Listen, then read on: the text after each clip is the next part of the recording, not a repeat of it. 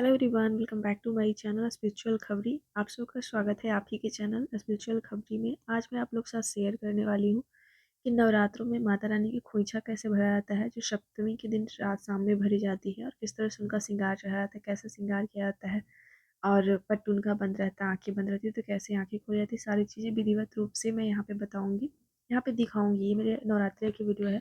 नवरात्रा में जब शारदीय नवरात्रि थी ना, उस टाइम की वीडियो है। और नवरात्रि 4 बार होती है, साल में 4 बार होती है, तो बहुत से लोग अलग-अलग टाइम पे करते हैं। तो मैं देर से ही सही पर शेयर कर दी हूँ, तो आप लोगों को आगे के नवरात्रि में ज़रूर काम आएँगे। तो सबसे पहले पंडित जी यहाँ पर सिंदूर चढ़वाए हैं, विधिवत रूप से पूजा करवाते हैं, उसके बाद फिर सब कुछ चढ़ाते हैं। तो पहले सिंदूर चढ़वाई, उसके बाद फिर इस तरह से बेलपत्र सटा करके तब फिर सिंदूर चढ़ाने के बाद सारा श्रृंगार चढ़ाई, और फिर बेलपत्र चढ़ा करके आँखों उन तब आँखों को खोलते हैं। और उसके बाद फिर सारा श्रृंगार चढ़ा लेने के बाद, साड़ी वगैरह चढ़ा लेने के बाद, यहाँ पे फिर मैं लाल कपड़ा बिछाई हूँ और उस पे पान के पत्ते 9 जगह दे करके सभी में चावल दे रही हूँ। और फिर यहाँ पे फल मिठाई, 4-5 तरह के फल होते हैं, 5 तरह की मिठाई होती है, जितनी चीज़ें आप बना सकते हो वो सारी चीज़ें ली जाती है। और उसके बाद ये जो पान के पत्ते 9 जगह लगाई, सब पे चावल दी, उस पे पैसे दी, फिर सुपारी देना होता है, हल्दी की गांठ देनी होती है।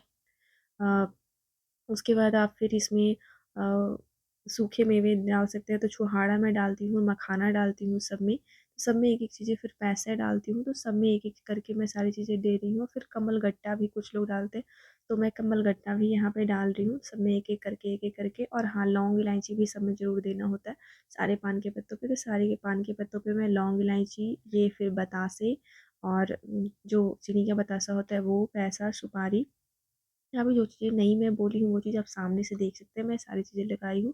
और साथ में सारे पान के पत्ते पे, सारे खोंचे में फूल भी देना होता है, और सफ़ेद फूल नहीं, रंगीन फूल देना होता है। और साथ में हरी-हरी एकदम से ताज़ी-ताज़ी दूब देना होता है। और माता रानी के लिए श्रृंगार और खोंचा तो सब कुछ दे रही हैं। साथ में अगर आपके पास एक्स्ट्रा कोई कपड़े लेकर के रखे हों अपने लिए, तो वो भी यहाँ पे चढ़ा लें, या कुछ लोग उसी दिन खरीदते हैं। तो मेरे पास ये साड़ी थी, तो मैं ये साड़ी भी वहाँ पर से उनके पास चढ़ा करके, फिर यहाँ पे जगह कम था तो मैं कर ली। और उसके खोइछा पे एक-एक फल भी देना होता है, तो आप हर खोइछा पे अलग फल फल दे सकते हैं, या फिर एक ही फल दे सकते हो। तो सभी में पे मैं एक-एक केला दी हूँ, और बाकी की चीज़ें जैसे कि ये हल्दी की गाँठें मैं सब कुछ लगा रही हूँ। तो ये सारी चीज़ें जो है यहाँ पे देनी पड़ती है। और उसके बाद फिर किस तरह से श्रृंगार की जाती है वो भी आगे आपको मेरे वीडियो में देखने को मिलेगा। ये देखिए, यहाँ पे सभी पे मैं दिखा रही हूँ ज़ूम करके कि यहाँ पे हल्दी की गाँठें लगाई हूँ, और अब मैं लगा रही हूँ यहाँ पे दूध। पोंछा में सारी सामग्री लगा देने के बाद फिर से जितनी भी पूजा की श्रृंगार की सामग्री जो चढ़ाई हूँ वो भी यहाँ पे एक-एक करके लगा देंगे, क्योंकि चौकी छोटी-सी रहती है और यहाँ पे खाली रखना होता है। फिर क्यों, अभी 2 दिन और पूजा होगा, अष्टमी के दिन और नवमी के दिन, तो सारे प्रसाद यहाँ पे चढ़ाना होता है।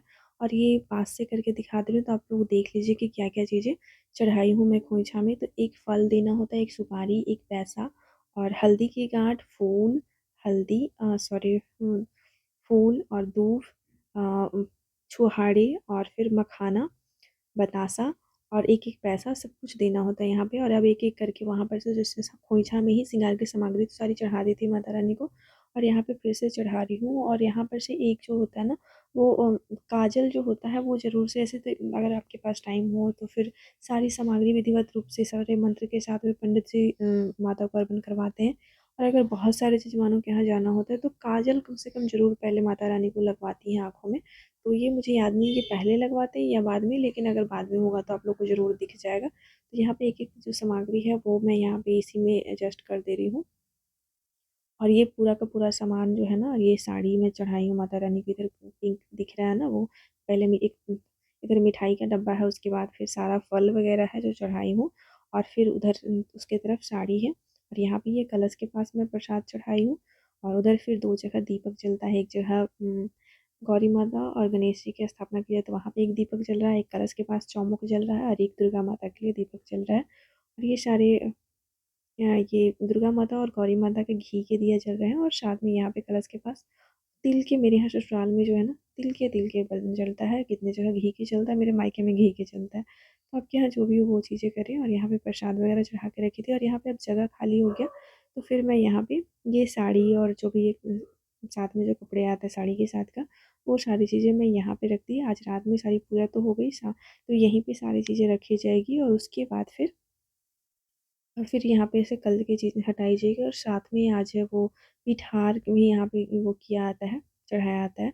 पिठार उसको बोलते हैं ना, जो अरवा चावल को फुला करके और उसको धो करके उसको पीस करके और उसको फिर एक कटोरी में लेकर इस पे ये धूप से ये धूप से उसमें डुबो करके और हर जगह छींटते हैं। घर में तो जो मेन कुल देवी हैं उनको तो मम्मी जी इस तरह से पूजा करती हैं और यहाँ पे पंडित जी चढ़ाते हैं और मुझसे भी चढ़वाते हैं। तो ये भी यहाँ पे की जाती है और उसके बाद फिर आरती की थाल में ये लगाई और अब यहाँ पे हम लोग आरती कर रहे हैं। तो यही थी मेरी आज की वीडियो। उम्मीद करती हूँ कि आप सबको पसंद आया होगा। इसी तरह से मेरे यहाँ खोइछा भरा था, आपके यहाँ कैसे भरा जाता है हमें ज़रूर बताइएगा। और जो लोग नए नए करते हैं नवरात्रि उनके लिए हेल्पफुल रही होगी। तो मेरी वीडियो अच्छी लगी तो मेरी वीडियो को लाइक कीजिएगा और मेरे चैनल पे पहली बार आए सब्सक्राइब करके ही जाइएगा। वीडियो इन तक देखने के लिए थैंक्स फॉर वॉचिंग।